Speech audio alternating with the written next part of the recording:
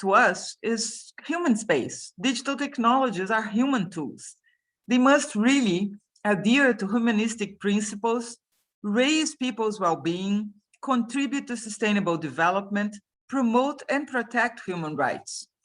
So for us, we are really strongly advocating for the universal values that are embedded in the Internet Universality Rome Principles, endorsed by UNESCO's 38th General Conference in November 2015, because we believe that the Internet should be rights-based, the R, open, the O, accessible to all, the A, and nurtured by multi-stakeholder participation, the M, Rome. Our work on Internet universality seeks to identify and close digital divides, foster digital inclusion, protect rights, including, for example, freedom of expression, access to information, privacy, and contribute to strengthening resilience and development. The real beauty of the Rome Principles and the Rome Indicators is this holistic approach. We're not only protecting all human rights, but considering their impact on the broader dimensions of preserving Internet openness, accessibility, resilience, multi-stakeholderism in the development of norms, regulations, and programs that govern digital technologies. So we think that there is really great potential for Rome to become, the principles that underpin all development of digital technologies, not just the Internet. And we are working towards, for example, underpinning artificial intelligence with the same principles. And with that, let me stop here and say that we are incredibly proud and happy to be working with you. There are 28 countries right now carrying out national assessments on Rome X indicators around the world.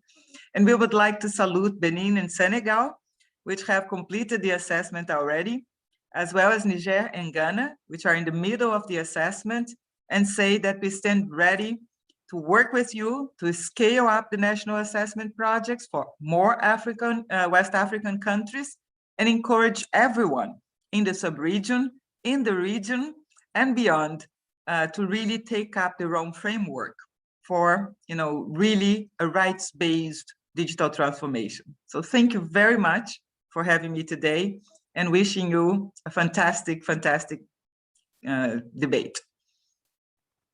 Thank you. Merci beaucoup à Madame la directrice pour cette intervention préliminaire qui nous ouvre, en attendant l'arrivée du président de la Fondation africaine d'éthique. Nous avons une ouverture sur ce débat de l'université de l'Internet que nous allons approfondir avec Madame Hu, qui est la responsable au niveau mondial sur cette question. Elle va nous donner en détail ce dont il s'agit, quel est le mécanisme, comment ça se passe en termes de processus de mise en place, avant que nous allions dans la pratique avec nos différents panélistes. Merci beaucoup. Nous allons passer la parole à Madame Hu, la spécialiste mondiale de cette question. Oui, merci beaucoup, Kossi. Est-ce que, s'il vous plaît, permettez-moi de partager mon écran. Donc, je vais présenter mon présentation sur PPT. Si quelqu'un peut m'aider, parce que maintenant, the host disabled the participants screen sharing. Normalement, vous avez la main pour partager. Essayez. En fait, non, je ne peux pas. C'est encore des host disabled the participation screen sharing. Please hold on. Once you give, we want to give you access in a moment. Okay, merci.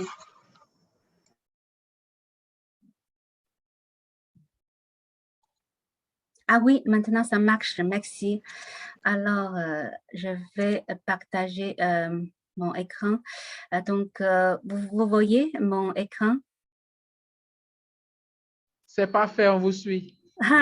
Très bien, merci beaucoup. Bonjour, mesdames et messieurs. C'est ma première fois, en fait, à participer au forum de Afrique Ouest Je suis vraiment très heureuse de voir tous les collègues et aussi des amis.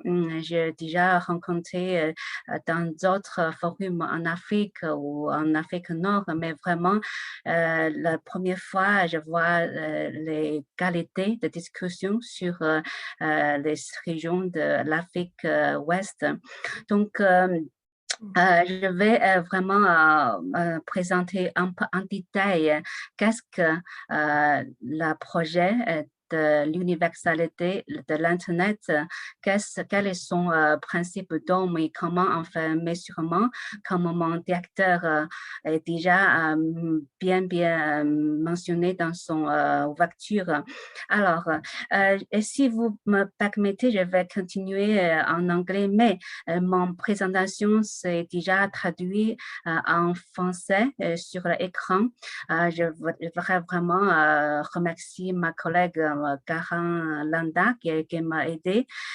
Donc, ça va faciliter la compréhension avec tous les participants ici. On va aussi participer à mon présentation pour plusieurs liaisons après. Donc, it's just like Mariosa mentioned that by universality of internet, UNESCO stand for strong stance that the internet and the digital transformation should be and need to be and must be based on human rights, be open, be accessible to all, and to be driven by the multi-stakeholder participation. These four main principles have synthesized the existing international standards to govern the digital transformation. And we have developed 303 indicators to make sure these four broad principles are being implemented at the national level. So you can see the publication on the screen on these 303 indicators. It's available in French and also many other languages for stakeholders in Western Africa to use. To unpack this complicated system of indicators, I like to show you this slide because you know the digital transformation and ecosystem is a very complex evolution. There are so many dimensions to measure. So we have prioritized several major areas to measure the human rights, to measure the open internet, to measure inclusive access and the multi-stakeholder participation. I'd like to draw your attention to see that how these ROMICS indicators framework are really closely linked to today's theme on the digital inclusion and access to build the resilience of Africa, because the discussion on the inclusion and access should really far beyond the physical infrastructure. Even in Africa, we should really think about this inclusion issue and access issue from the human rights aspect, from the building the open internet, open access, and as well think about the inclusion at the level of governance, of the participation of multi-stakeholder. Certainly those cross-cutting issues like gender equality, women and girls empowerment, and sustainable development are equally crucial to Africa and also Western Africa. As Mariosa mentioned, we are very happy to see 28 countries are now processing the ROAM indicators assessment.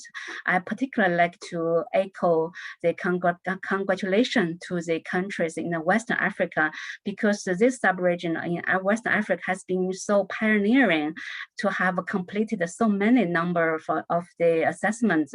We have the Benin to be the second country completed the assessment.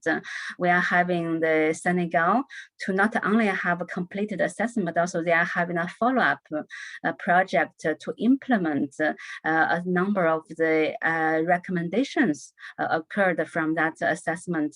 I'm sorry that my colleague presenting Senegal project cannot make it today, but we do have the report for Benin, Senegal already launched on UNESCO website for all of you to download and read further and exchange further.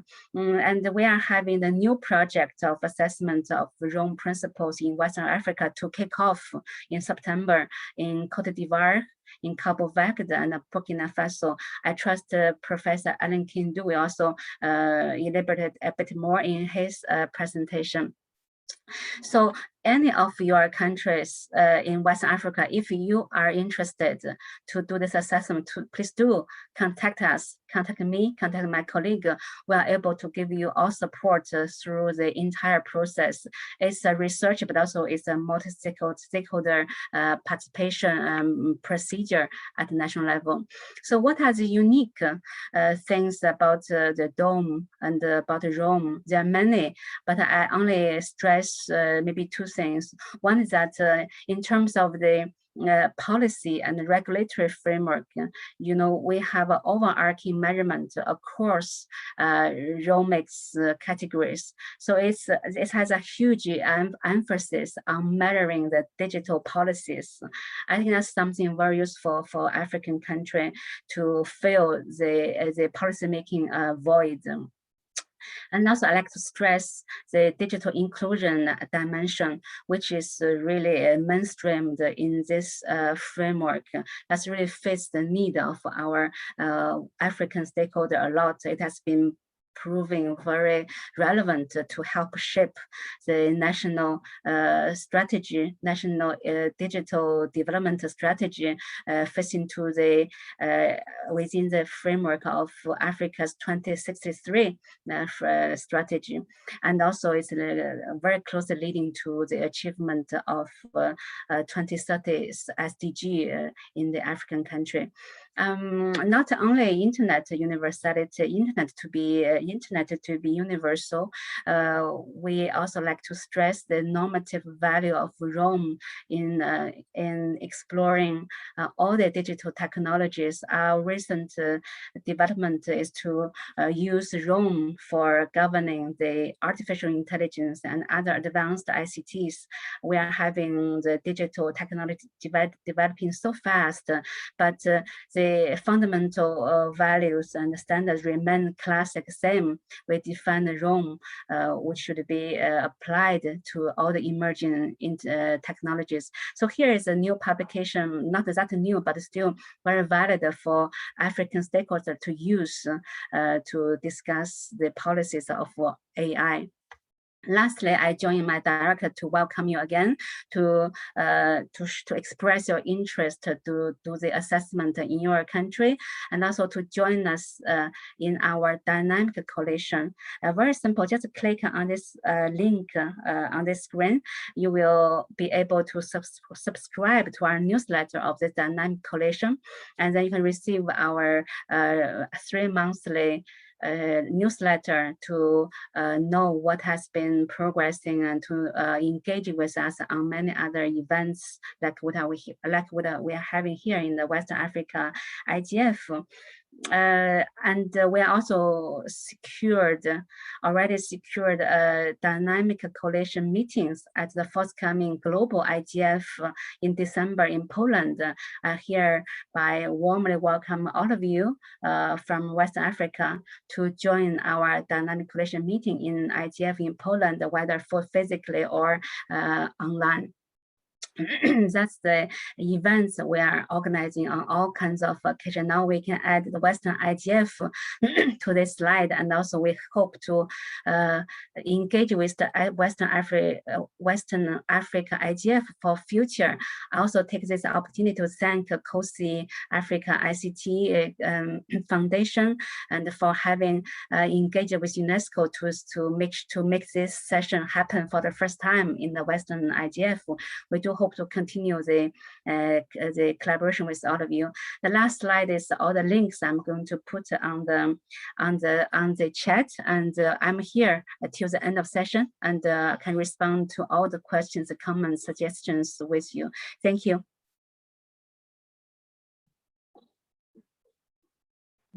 Merci beaucoup à Madame Hu pour cette présentation générale qui nous donne le regard sur ce qu'est les indicateurs de l'universalité de l'Internet, en gardant l'esprit que ce panel est aussi organisé dans le but de créer la synergie entre les différentes parties prenantes pour que nous puissions avoir un processus d'engagement commun, qui nous permet de bâtir un partenariat qui est bien entendu en lien avec les recommandations de la feuille de route du secrétaire général des Nations Unies et qui nous invite à rechercher la synergie nécessaire dans l'élaboration des politiques en matière de gouvernance de l'Internet et du numérique dans le monde.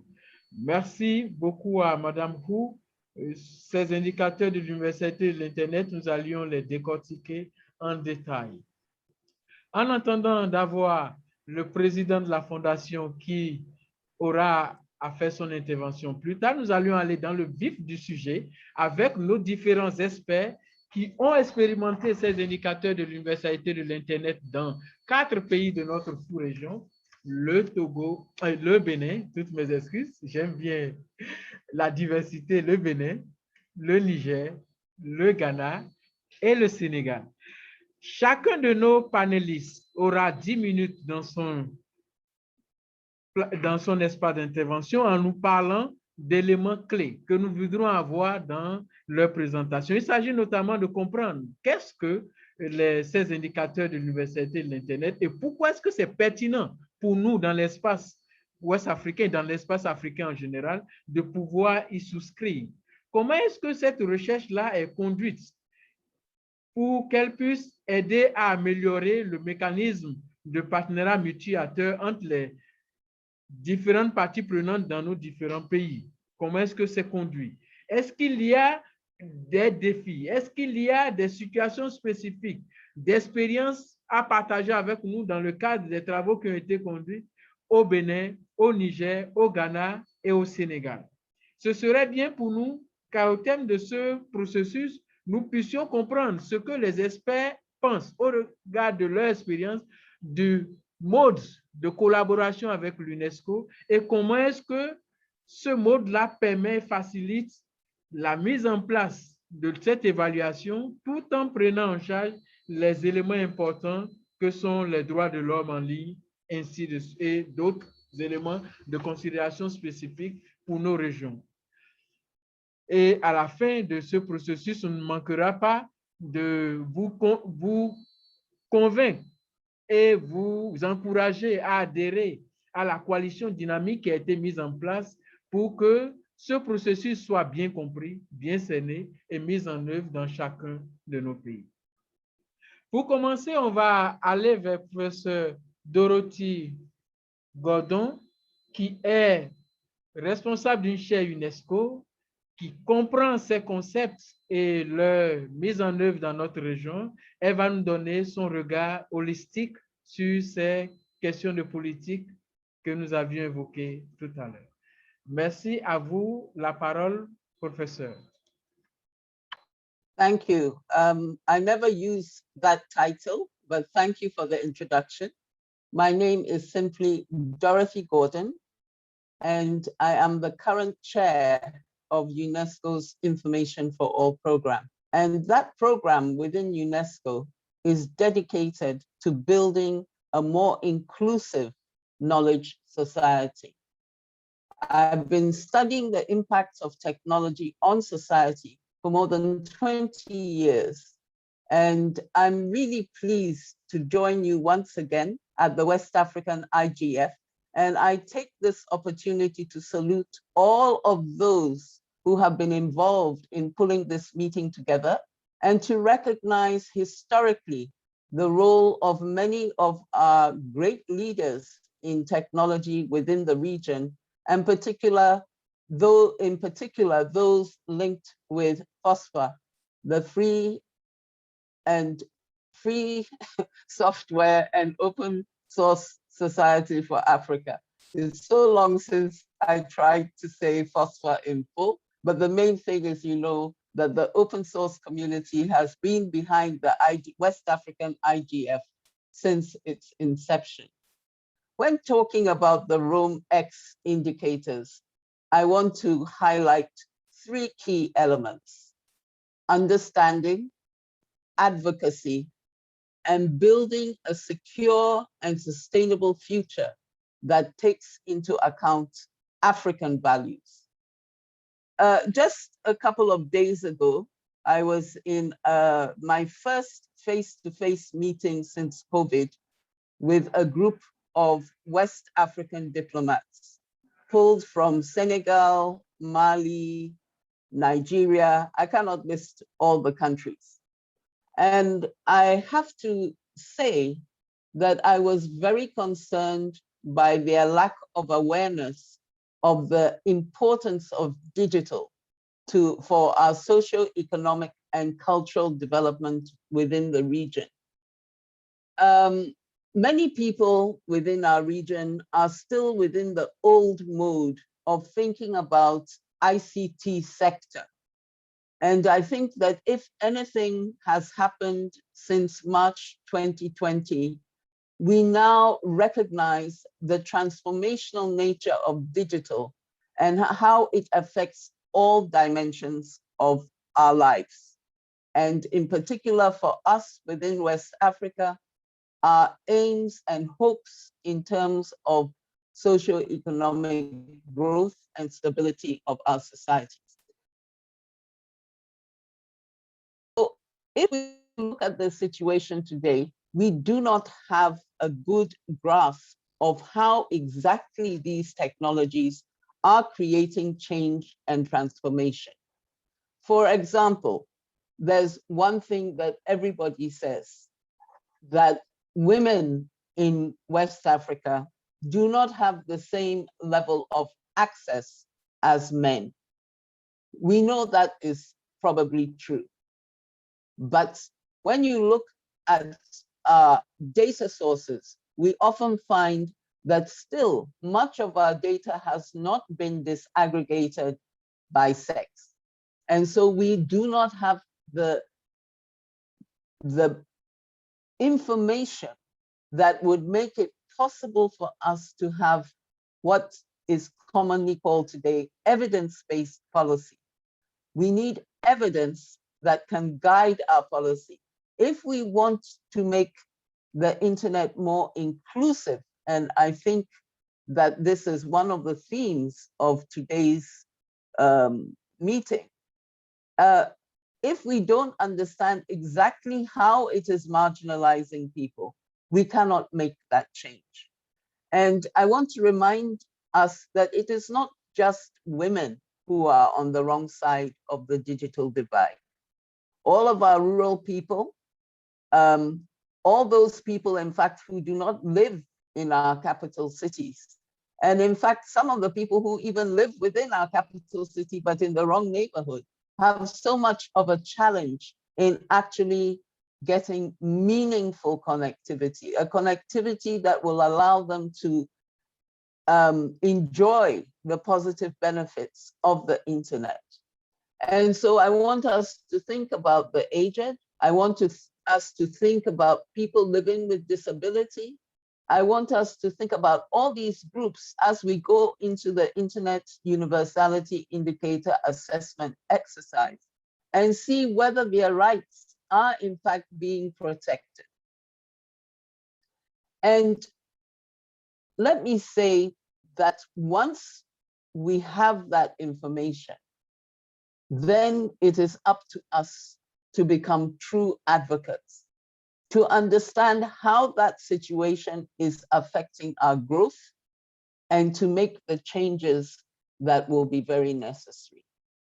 I want to talk a little bit about advocacy in the sense that as we have been conducting these exercises around the world, and normally my job is not focused on West Africa, but as a Ghanaian and as a Pan-Africanist and someone who is truly committed to the development of our continent, today I'm really going to focus on our continent.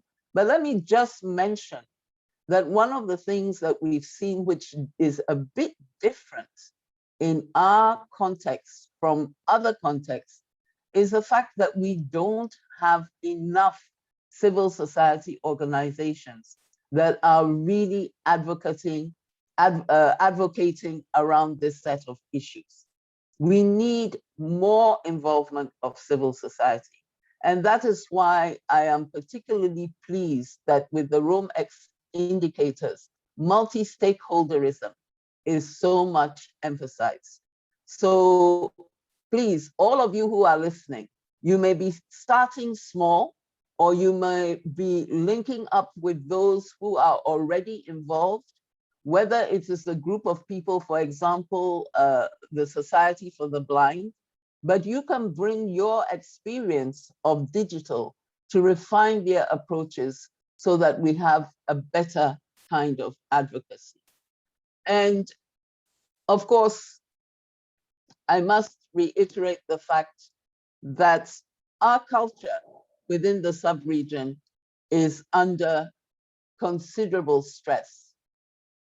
We see the generation gap widening. And one of the things that has fascinated me as I travel in rural areas is the fact that I'll see young people who maybe migrated briefly to town. They have smartphones.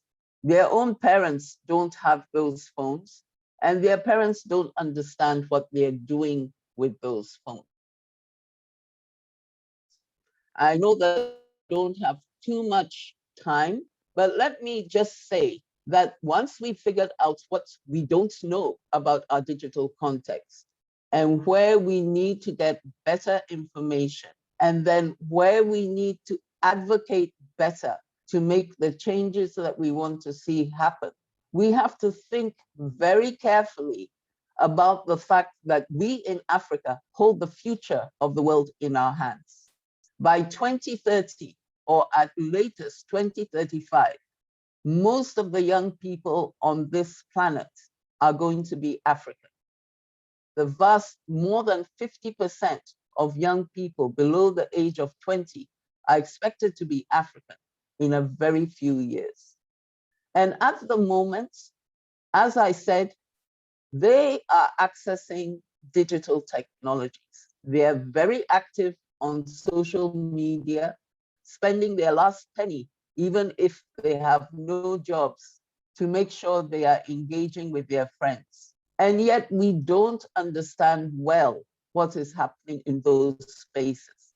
And we know that ECOWAS, for example, rather than spending more of its time on our socio-economic issues, has been faced with trying to manage conflict within our sub-region. And following the breakdown of, we can say, government within Libya, increasing amounts of extremism and what we call grooming of our young people in order to change their viewpoints and create a less stable situation. Whenever we discuss these issues, we should never forget that this is happening as we speak. And yet, many of our key policymakers do not understand how big data, artificial intelligence, clever algorithms, mixed with the behavior modification techniques that we have seen used in our election process, or even something as common as gaming, are affecting the mindsets of our youth. And so I feel that the Rome X indicators encourage us to really take an in-depth look at many of these very complex issues, and then to take action. And when it comes to the social cohesion of our region, I want to say here, and of course, I am the chair of UNESCO's Information for All program, as well as the chair of our working group on information literacy. And I want to say here that information literacy, media and information literacy, is one of the areas that as a region, I believe once we have done those assessments, the Internet Universality Indicator assessments, we will understand better why we must take far more seriously media and information literacy, so that people understand better how they can protect themselves, how we can make sure that the mindset of our youth is really in a developmental, orientation, and that we protect our languages and culture. And I want to end by saying that while I am happy that we have translation between our colonial languages, because our sub-region has been so affected by this gap between English and French, what I want to see, and I am urging the organizers of this year's West African IGF to do, is to take the main messages from what we are discussing today and in the other days and in all the sessions. Please take the main messages to our people in our languages. Because if our people cannot understand the process and we do not have a truly inclusive and multi-stakeholder process, then we remain just, as always, a few intellectuals discussing issues in the capital without having the kind of impact that we're looking for. Inti Midamase, thank you. And I'm looking forward to many questions in the question and answer phase. Merci beaucoup à Madame Dorothée pour cette intervention. Merci au président de la Fondation africaine d'éthique qui nous a rejoint un temps. Avec votre permission, nous allions avancer et vous donner la parole à la fin. Nous allions continuer avec les panélistes. Nous allions ensuite, à la suite de Madame Dorothée, donner la parole à notre panéliste qui nous vient du Sénégal, qui est membre de la communauté Internet au Sénégal, une communauté forte. Il s'agit de Verengay Mabika, qui va nous donner le tour d'horizon de l'expérience du Sénégal dans le cadre de l'évaluation de cette plateforme au niveau de ce mécanisme au niveau du Sénégal, les indicateurs de l'universalité de l'Internet, comment est-ce que cela a été évalué au Sénégal, quels ont été les défis, quelles sont les réalités, en tenant compte des 3 questions essentielles que nous avions évoquées antérieurement. Vous avez la parole.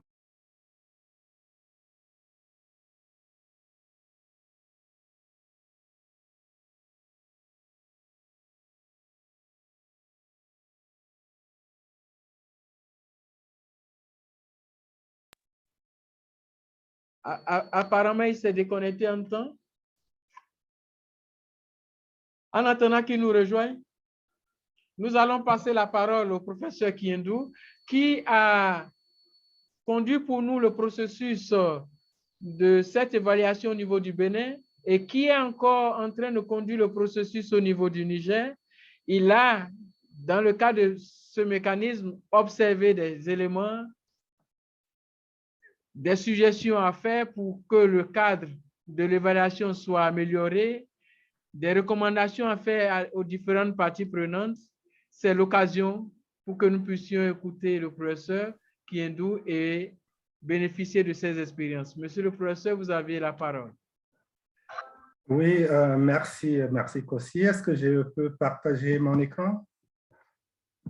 Je pense que oui. Alors,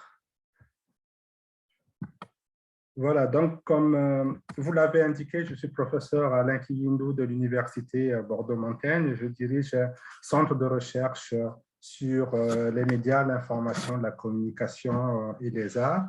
Et je suis responsable d'une chaire UNESCO sur les pratiques émergentes en technologie et communication pour le développement. Donc, comme vous le savez, j'ai eu à coordonner l'étude sur l'universalité d'Internet au Bénin, étude auquel Kossi, vous avez activement participé également. Et actuellement, je travaille donc sur l'évaluation des indicateurs de l'universalité d'Internet au Niger. Donc, je tiens déjà à préciser une chose, c'est que l'Afrique a un certain nombre de défis à relever, hein, et le plus grand défi est humain. Ce défi est lié au manque de compétences et il est à placer bien avant celui de la connectivité. L'Afrique manque aussi de données adaptées pour faire face à l'industrie du futur, qui, comme vous le savez, est liée à l'intelligence artificielle et j'en passe.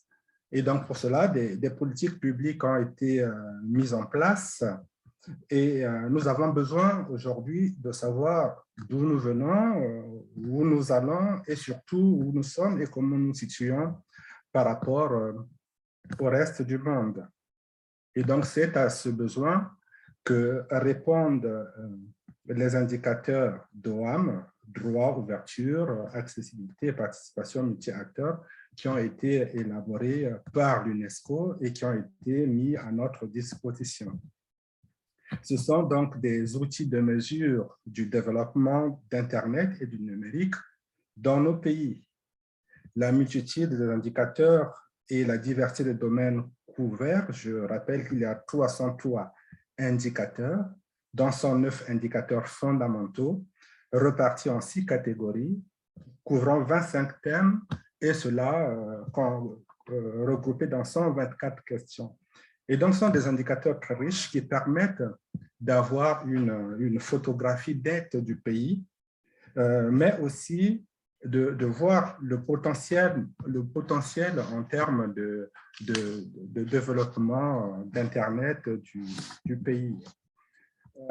Le rapport 2019 d'Amnesty International met l'accent sur le fait que les gouvernements africains ont fortement restreint la liberté d'expression. Certains d'entre eux sont prenant tout particulièrement aux journalistes, aux personnes tenant un blog, aux organisations de la société civile et à l'opposition politique, notamment dans le contexte électoral. Les indicateurs d'OAM mettent l'accent sur la liberté d'expression, mais aussi sur la protection des enfants, sur l'égalité des genres, et ils permettent donc d'alerter sur le non-respect de ces droits. La première question est d'ailleurs de savoir s'il existe dans le pays un cadre juridique pour la jouissance et l'application des droits humains qui soit conforme aux conventions, lois et normes internationales et régionales relatives aux droits humains et à l'état des droits. Et la deuxième question va également dans ce sens-là, comme vous pouvez le constater. Et en plus, ce processus mobilise des acteurs différents avant même que les résultats soient rendus publics. Il y a la démarche elle-même qui permet une prise de conscience collective. En effet, les modalités de conduite de l'évaluation permettent d'y associer plusieurs acteurs à travers notamment ce qu'on appelle le comité consultatif, qui est généralement un comité multipartite. Pour le cas du Niger, sur lequel nous sommes en train de travailler actuellement, nous avons tenu à avoir dans le comité des agents de services gouvernementaux, notamment des personnes qui travaillent dans le ministère de l'économie numérique, le ministère du développement, le ministère des Affaires sociales, mais aussi les représentants de différentes associations comme l'Association des aveugles ou le Forum de la gouvernance d'Internet, l'Association des journalistes. Il y a également des start-upers, des universitaires, des experts internationaux, des personnes qui travaillent dans les agences indépendantes de l'État, on a des parlementaires.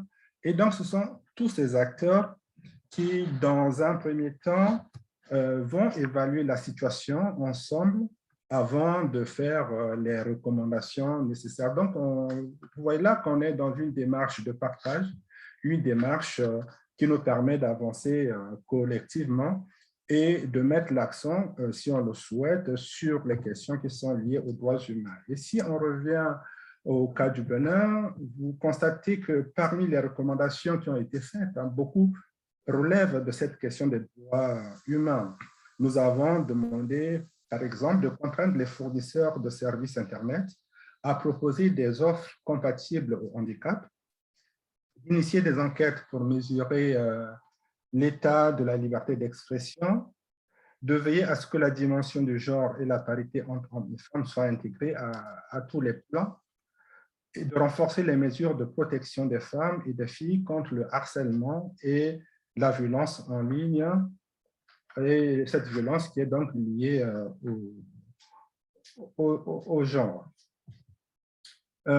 Il faut savoir, que c'est quelque chose que j'ai déjà évoqué tout à l'heure, que l'évaluation permet d'avoir des indicateurs qui nous amènent à nous situer par rapport aux autres pays, mais aussi à faire le point par rapport à nous-mêmes. C'est donc de là que naît l'importance des recommandations. Et j'insiste sur le fait que les recommandations doivent découler d'un constat.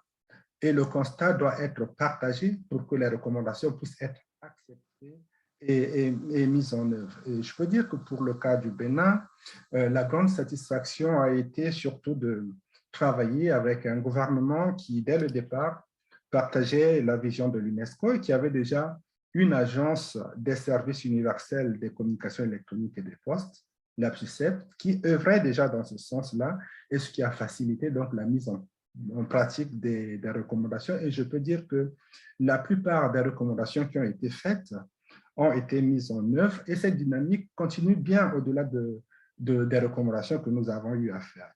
Il reste toutefois important de faire une deuxième évaluation, et j'insiste là-dessus, pour avoir une vision plus nette de la réalisation des différentes recommandations qui ont été faites. Alors, les défis que j'aimerais partager, c'est notamment la nécessité de prendre en compte l'agenda politique des pays concernés. Il faut faire très attention à cela. Et le temps de l'UNESCO ne correspond pas au temps des pays. On a pu le remarquer au Niger. Nous avons dû attendre 6 mois avant de démarrer l'évaluation parce qu'il fallait respecter le calendrier politique. Il y avait des élections qui ont duré longtemps, attendre qu'un nouveau gouvernement soit mis en place de façon à ce que les décisions qui vont être prises soient acceptées par le gouvernement et soient également accompagnées par ce gouvernement. Donc, il faut faire en sorte, dans cette démarche, que ces deux temporalités puissent coïncider. Comme je viens de le dire, le processus ne s'arrête pas avec l'atelier de validation. Il faut vraiment veiller à mettre en place un comité de suivi et surtout donner des moyens au comité de suivi pour que 2 ans après, on puisse revenir sur le travail qui a été fait pour pouvoir évaluer effectivement les avancées en question. Sinon, ça va être du one-shot et ça n'apportera pas vraiment grand chose. Cela veut dire qu'il faut que cela soit intégré dans le cahier des charges de l'UNESCO et que les États puissent également s'engager à faire cette deuxième évaluation qui me semble nécessaire. Je pense aussi que l'UNESCO et même les États, l'UNESCO, en partenariat avec l'État bénéficiaire, devraient davantage communiquer sur les évaluations déjà réalisées. Je pense que c'est ça qui permettrait aux autres de se dire, tiens, il y a quelque chose qui se passe et on aimerait saisir cela.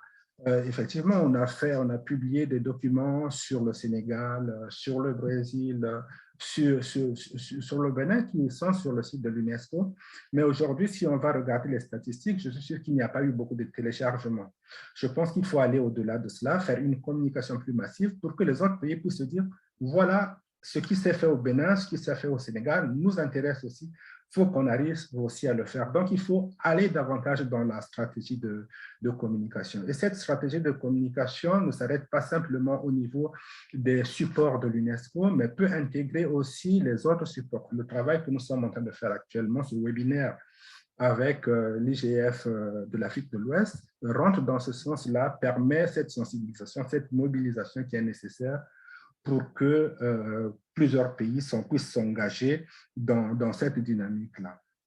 Et s'il y a une dernière chose que je dirais, c'est que je pense qu'il est aussi important de capitaliser l'expérience acquise par les experts qui ont déjà fait les évaluations précédentes pour que ces experts puissent jouer un rôle dans la sensibilisation, dans l'évaluation, dans la sensibilisation, l'information, l'accompagnement, voire la coordination des évaluations à venir, mais tout cela est à repenser par l'UNESCO. Voilà en gros ce que je peux dire. Et je reste disponible pour toutes les personnes qui aimeraient se lancer dans cette aventure, dans cette expérience, dans ces études, pour que je puisse, s'ils le souhaitent, leur donner les conseils nécessaires, les conseils plus adaptés. Je vous remercie pour votre attention. Merci beaucoup, professeur Alain Kiyindou, pour cette belle expérience du Bénin et du Niger qui a été partagée avec l'ensemble des participants. Nous remercions nos panélistes pour cette évaluation qui est faite dans notre sous-région qui nous permet d'avoir du regard sur l'avenir. Ces expériences du passé vont nous permettre de consolider les futures expériences qui se feront avec les pays qui se prononceront d'ici à là. Nous allons passer à présent la parole à Dr Simon Peter Kafui Aheto du Ghana, qui a été le chercheur principal de la réalisation de cette évaluation au Ghana. Il a la parole. Monsieur, docteur, vous avez la parole.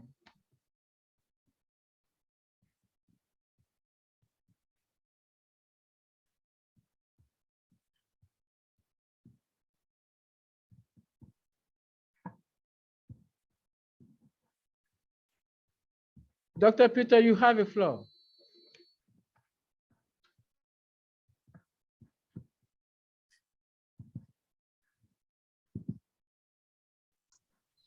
Thank you very much. Good morning or good day, everyone, depending on where you are. So I am presenting on behalf of my team, and the team is made up of colleagues from Development House. Okay, so I will just go straight to my presentation. So Prof has already given a background, and Xianghu Director, Madame Dorothy Gordon, have given some background on the IUI and internet ecosystem. So basically, these are the main objectives that we've been following to develop a clear and substantive understanding of the national internet environment and policies, assess the national internet environment and policies in relation to Rome principles, and to also formulate policy recommendations and practical initiatives. So straight to the questions. Our understanding of IUI Rome is that one, we see it as an evaluative process using the principles, that is rights, openness, access, multi-stakeholder and cross-cutting issues as a lens to understand the ecosystem, internet ecosystem. Again, we also see it as a benchmark that we can use to measure whatever colleagues in the various countries are doing. And by so doing, it will also help us in terms of compliance issues. Again, Rome provides an opportunity for us to compare notes. For instance, what we are doing now, we've just heard from Prof, and you are hearing from us too. So we have the opportunity to compare notes, but using the Rome as the standard. When these reports are done, I think these reports will offer us opportunity to also look at our capacity issues, and also in terms of resource distribution and redistribution in the ecosystem. Now, we also see it to be a framework that provides inputs for ICT policies and interventions around the world. And in terms of internet governance, we also see it to be a framework as well. So it's just an opportunity to help us document whatever we have, where we are, where we want to go, and the gaps and the issues, and how we will be able to improve upon whatever we want to improve on. Now, on how IUI projects can enhance collaborations among national multi-stakeholders in advancing human rights online in West Africa region.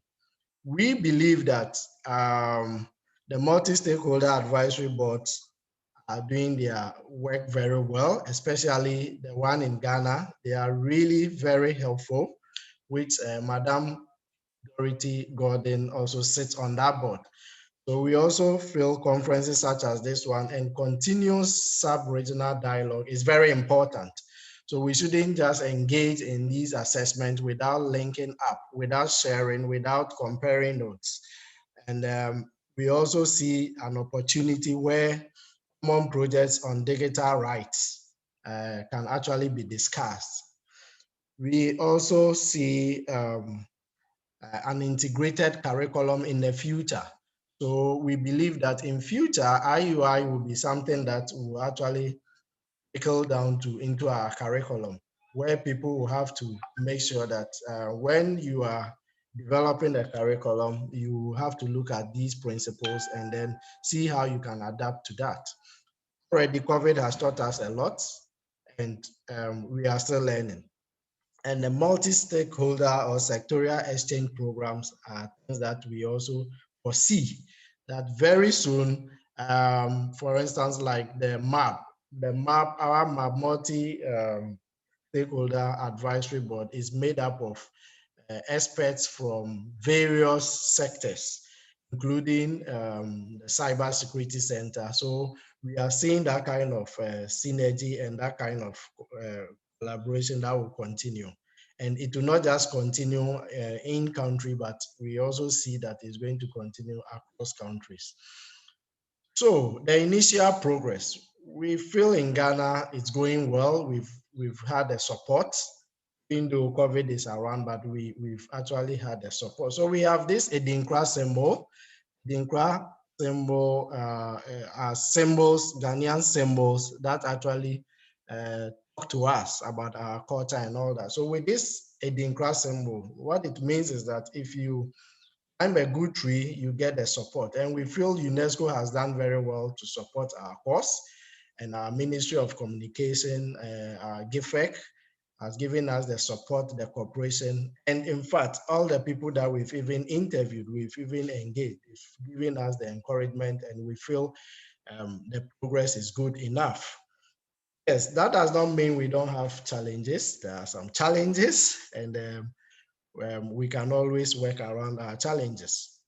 So let me share some of these things with you. These are not the challenge. I will share the strengths and the challenges as well. So the good thing is Ghana has the requisite laws to govern the internet ecosystem, which is a very good sign. Even though some of our laws date back 1960, but they are still strong and relevant for today, the internet ecosystem, which is a plus to Ghana. Ghana has ratified a number of conventions on rights, which also extend to whatever happens in the digital space. Now, the regulatory regime operates within the law. So we have what we call the National Communication Authority and some other authorities that are on top of their work. But there is no policy on free and open source software and OERs, even though government supports, even though civil society support free and open source software and OERs, we don't have a policy on that. Now, accessibility also remains a challenge, a major challenge among certain categories of people. For instance, the disability group and sometimes women. It's a challenge. Now, we also have multi-stakeholder consultations are actually used in developing policies. So for instance, the MAP is there. And much can also be done when it comes to disaggregation of data. Madam Dorothy spoke about it, Prof also spoke about it. But specifically on women and children, we feel is very important. It is it is lacking, it is missing. But generally, there is an awareness that the internet ecosystem and some of its regulations of the public, there is awareness that there is an internet ecosystem. Okay, so I earlier on said that we have our laws, sometimes some of them date back 1960 and they are still relevant. And in our constitution, especially chapter 5, which covers human rights, which covers right issues, is just there on point.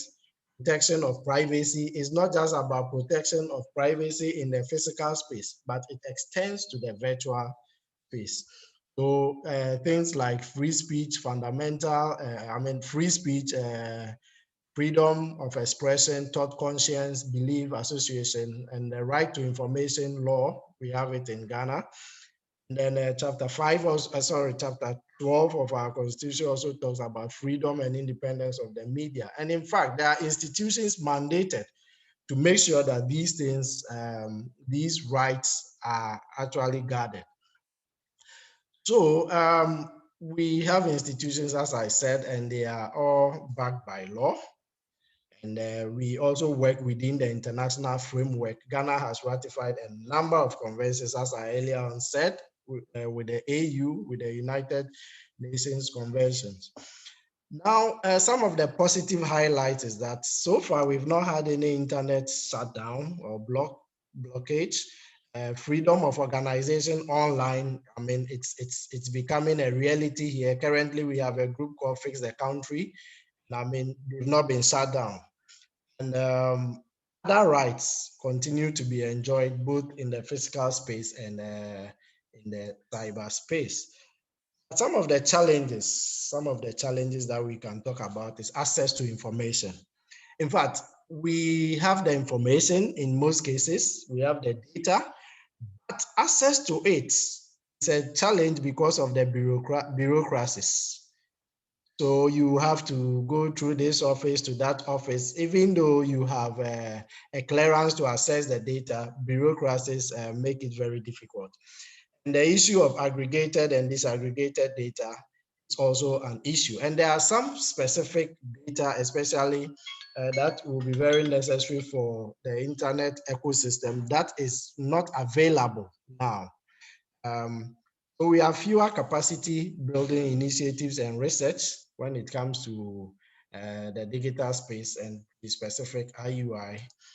So just to wrap up, for the rights, we realize that there are still anecdotal reports on human rights abuses on journalists. So there are perceived attack.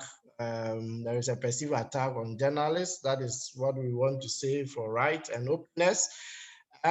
We feel that the cost of internet should really be looked at, so that if someone is using it for educational purposes, the person shouldn't pay the same, shouldn't be charged the same as someone who is using it for commercial purposes, just like our electricity bills. I think something needs to be done, but it all depends on the kind of data we have. And there are a lot of digital literacy programs that are going on, yet we still have a challenge when it comes to the digital literacy rates.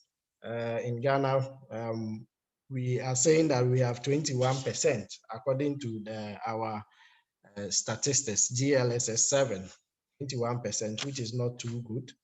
And then a lack of information sharing amongst our agencies is also causing duplication of projects. So this person doing this project to benefit this community and another person also doing a similar thing. So we feel we can do better. So the disaggregation of data, we've spoke about it, is really a real challenge and a real concern. And one other issue is also about monitoring and evaluation. I think we can do better, get rich data for our work moving forward. So just to quickly share some things with you. So for instance, the Commission on Human Rights and Administrative Justice. So from 2016 to 2019, this is what they have in their report. Complaints that they've had and issues that they've resolved. Unfortunately, these complaints and these data, this report that I'm sharing with you does not disaggregate to show you what actually is coming from the ecosystem, I mean, data ecosystem. So for instance, child rights, women rights, property rights, civil and political rights. But these abuses, we will not believe that all these abuses all these abuses happen just in the physical space. There are some that would have come from the ecosystem, digital ecosystem. So disaggregated and aggregated data is a real challenge. So how could the countries in West Africa initiate this? So these are thoughts. Capacity building is very important. Ghana can help in that respect. Key team members should also cover certain skills, should have certain skills, ICT integration, legal framework, because when you look at Rome, you always have to start with the policy issues, and it's more of a legal language and understanding of the SDGs, inclusivity. Again, how can we strengthen synergies? How can we strengthen synergy? So again, capacity building and deepening of awareness creation, like what we are doing now. Yes, so on these notes, we want to say a very big thank you. And we don't own the data. Everything is for UNESCO. And merci beaucoup yes, à thank you very much. Dr. Peter pour cette intervention.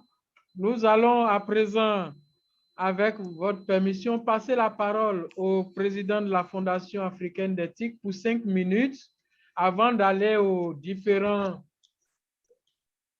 participants pour les questions d'éclaircissement, les commentaires, les suggestions. Monsieur le président de la Fondation africaine d'éthique,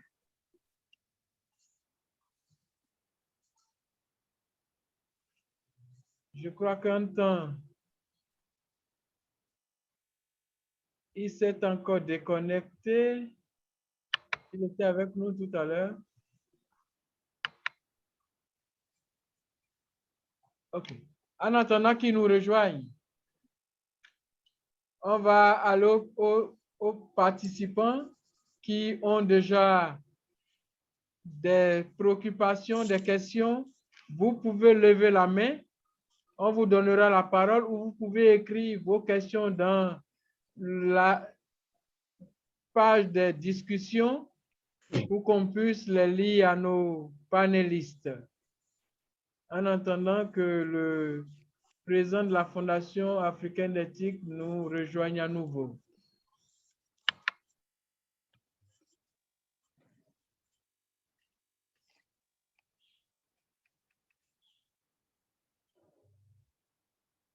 Je ne vois pas de main levée. There is a hand, Mr. Ali.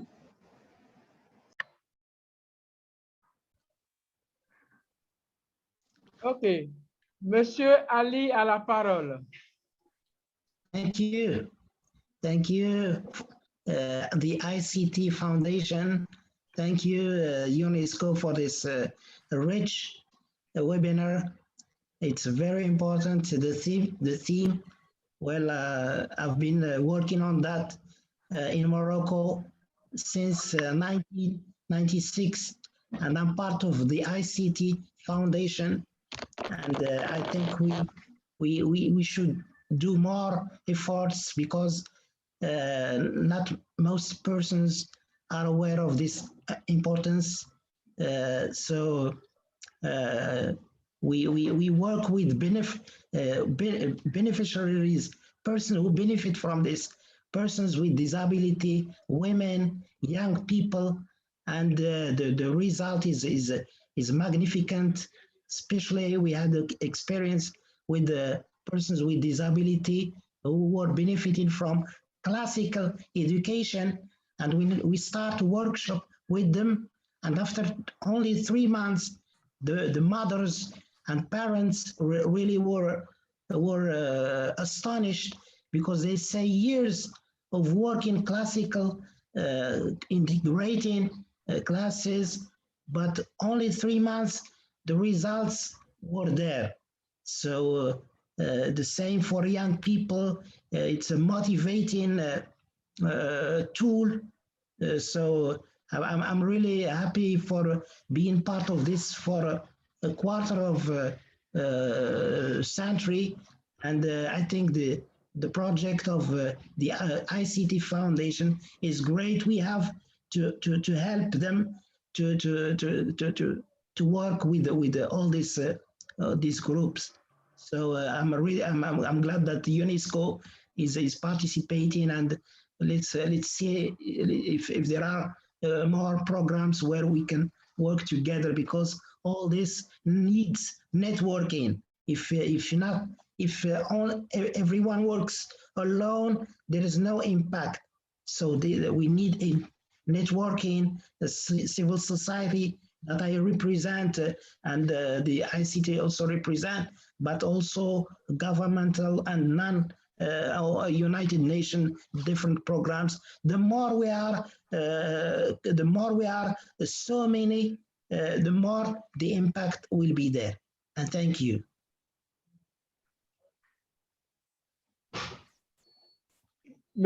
Merci à M. Ali pour son intervention.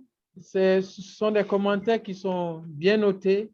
On va en tenir compte au niveau de nos différentes organisations. Et je voudrais... Il n'y a toujours pas de main levée. Il y a des questions au niveau des discussions. Pardonnez? Il y a des questions au niveau des discussions. Il y en a deux, je pense.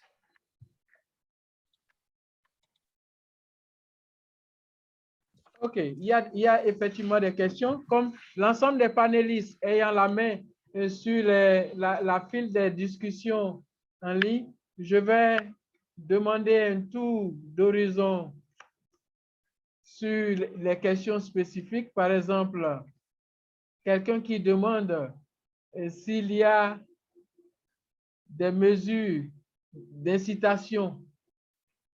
Est-ce qu'au niveau de processus qui ont été conduits, est-ce que les mesures d'incitation ont été des défis observés?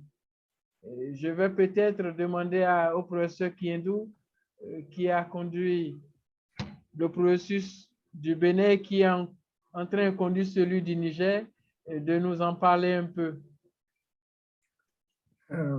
Alors, je pense qu'il y a...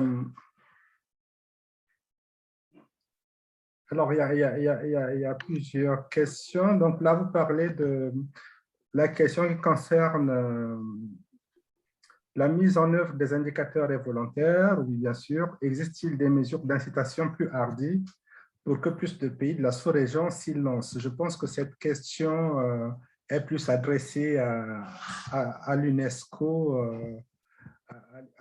qu'à moi. Je vais laisser peut-être Madame Ourk y répondre pour parler des incitations qui sont mises en place. Oui, bien sûr, je peux parler un peu, mais professeur Kiendou, est-ce que vous voulez aussi répondre à la question sur qu'est-ce que vous avez déjà fait pour suivre l'évaluation de Bénin? Peut-être Oui. après ça, je vais discuter plutôt sur la région. Merci. Merci. Oui. Donc, en fait, oui, l'évaluation du Bénin s'est terminée en 2019. Donc, on avait mis en place un comité de suivi de l'évaluation. Donc, évidemment, le comité de suivi devrait faire son travail deux ans après.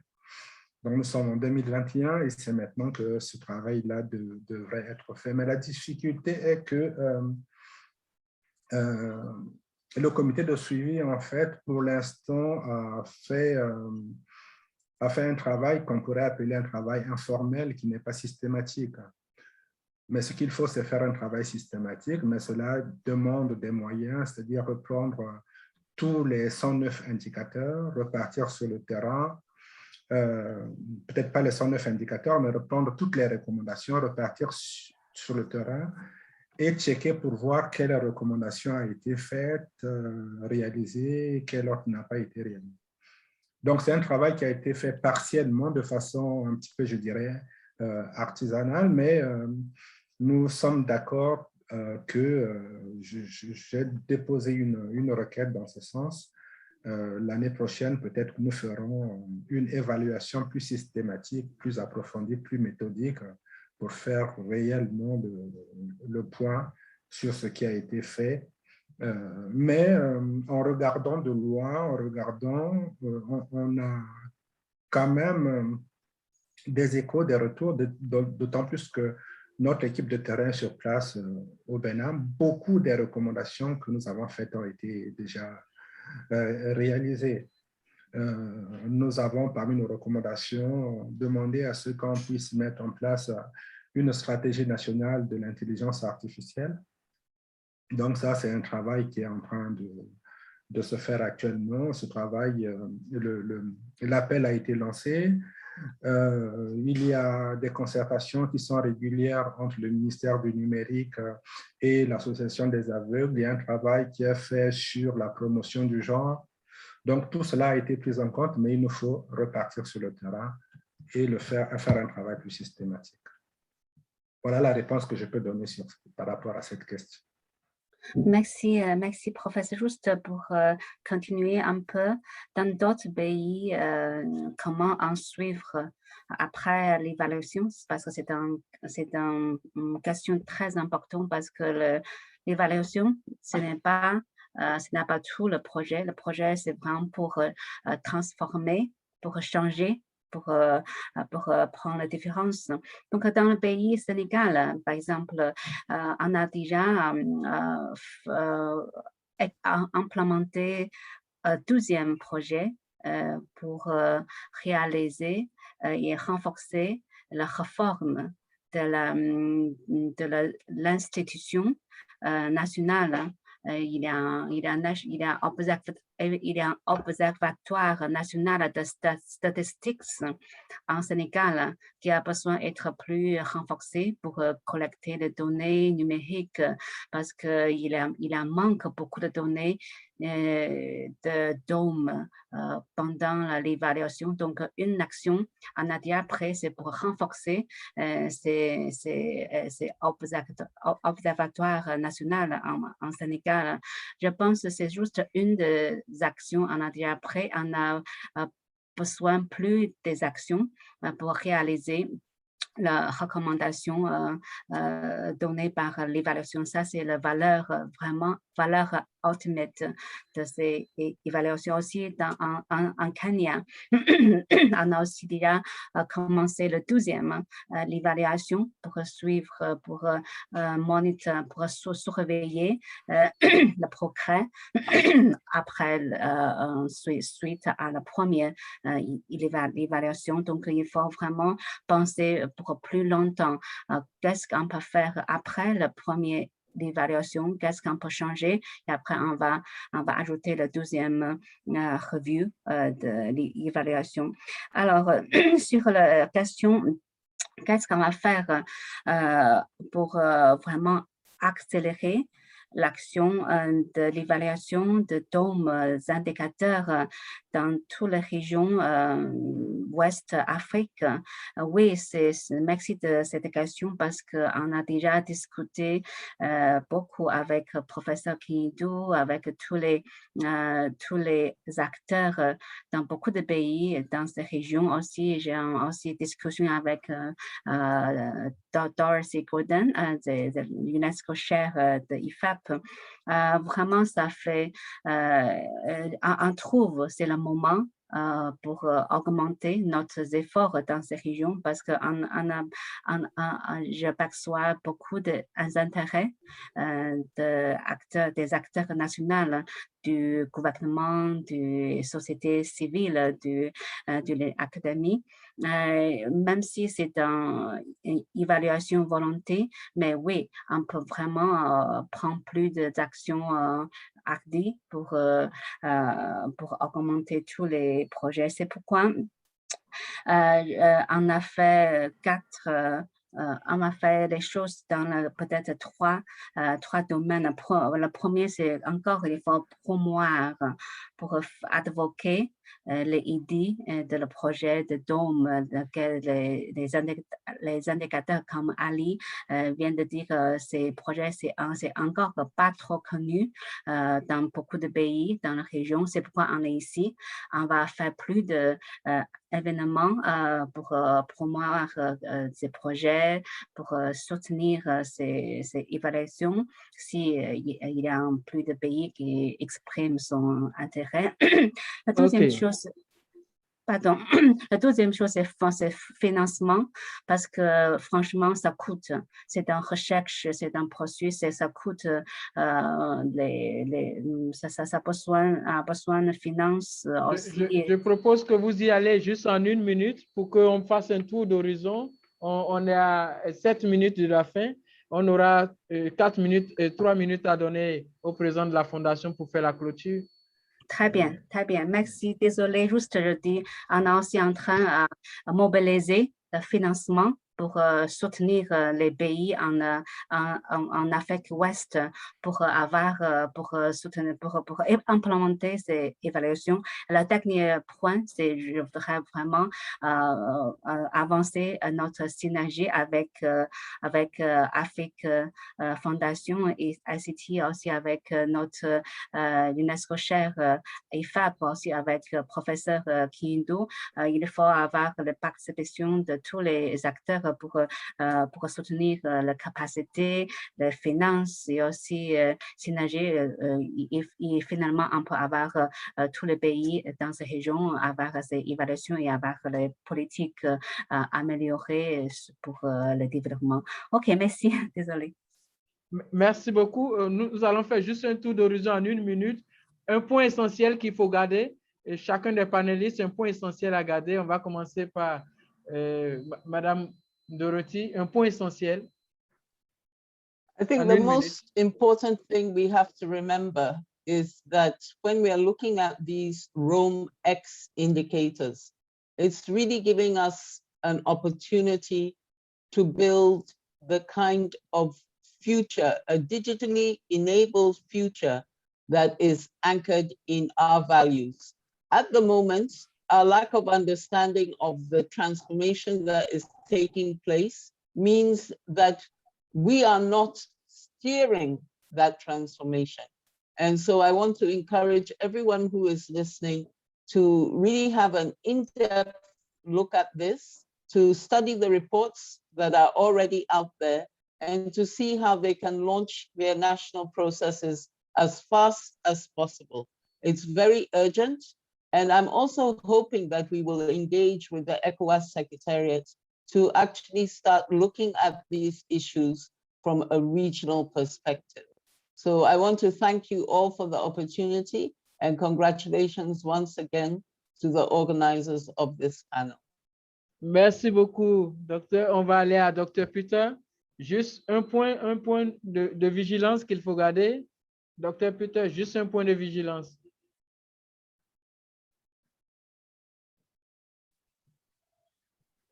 Non, pas une présentation, s'il vous plaît. Juste un point de vigilance. Juste un point de vigilance. Simon, he is asking you for your last comment. Okay. Yes, thank you very much for the opportunity, especially to those who are yet to undertake the assessment. It would be good to go through all the items, and when we did that, we found out that we even went beyond the 109. We realized that we had answers to 137, and that is very useful. So I think we need to do a good job. Okay. Thank you. Merci beaucoup, professeur Kiyindou. Juste un seul point de vigilance.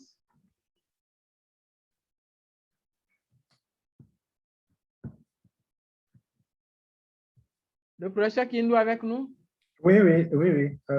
Il y a un petit temps de latence quand vous parlez, en fait. Voilà, donc en gros, ce que je peux dire dans tout ça, c'est que ces indicateurs, c'est une opportunité qui a donné à tous de participer à cette dynamique qui consiste à pousser le développement d'Internet et du numérique dans nos différents pays. Cela n'est pas laissé uniquement aux États, mais au gouvernement, mais les membres de la société civile peuvent prendre une part active dans cette dynamique. Dans son pays, on peut prendre l'initiative de mener ces évaluations, de contacter l'UNESCO pour que l'UNESCO accompagne. Mais l'idée, c'est de savoir que même si c'est l'UNESCO qui impulse ce travail-là, mais la dynamique doit venir de l'intérieur. Il faut vraiment que les différentes parties prenantes du pays de l'Afrique se mobilisent et que les gouvernants prennent aussi en compte cette possibilité qui leur est offerte de faire le poids de la situation du pays en termes numériques pour pouvoir aller plus loin. Merci beaucoup, professeur. Merci beaucoup, professeur Kindou. Merci à tous les panélistes. On va passer la parole au président de la Fondation africaine d'éthique qui va nous donner le mot de clôture de cet atelier que nous avions eu le plaisir de partager avec vous. Monsieur le président Tony Ojobo, dear President. Good morning. Morning, President. You have a floor for your closing remark, please. Well, thank you very much for the opportunity given to us at the African ICT Foundation.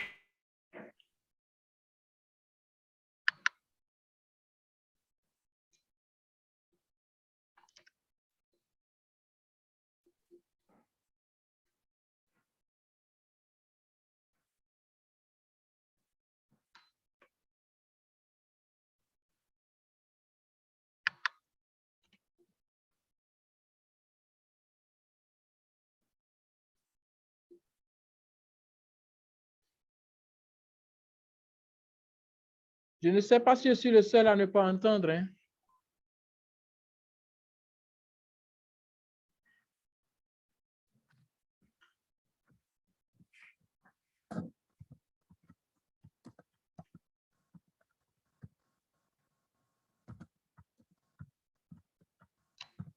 Je crois que la technique nous fait défaut. Ce n'est pas bien grave.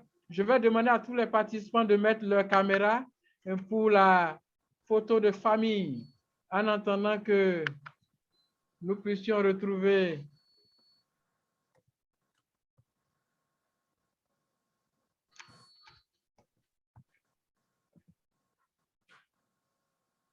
Est-ce que Peter peut arrêter le partage de son écran, s'il vous plaît?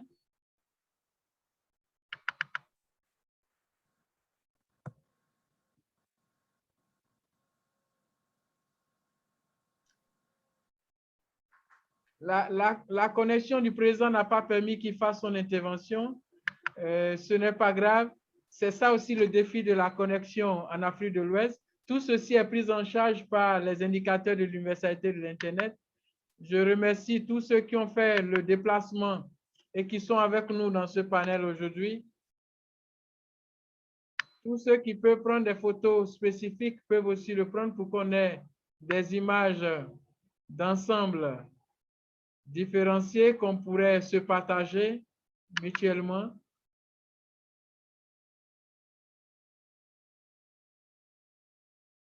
Mr. Bassi, do you have 1 minute intervention, please? Yes, I do. Thank you very much. I think the president is back on. I don't know if he can hear me. But all I need to say, we at the African ICT Foundation, we sincerely appreciate this opportunity given to us to collaborate in hosting this event and being our vision of all inclusiveness of internet connectivity. The IUI will be of immense attribute to internet penetration in Africa. We look beyond this as we carry on the communication immediately after this. I want to thank you. I don't have much to say, but I said thank you for the opportunity. You guys are doing great. Thank you. OK, thank you all. Merci à Madame Hu de l'UNESCO. Merci aux organisations du West African IGF. Merci à tous les panélistes et à tous les participants. Nous nous excusons de ne pas donner suite à toutes les questions. Il y en avait de compliquées. J'ai lu certaines questions auxquelles on ne pouvait pas donner suite dans cet atelier, mais ce n'est pas grave. Par le mail, on pourra de façon formelle leur envoyer des éléments de réponse à la fin de cet atelier. Merci à tous et bon après-midi à chacun. Merci à vous aussi. Au revoir. Merci. Merci, au revoir. Au revoir. Au revoir. OK, bye. Bye.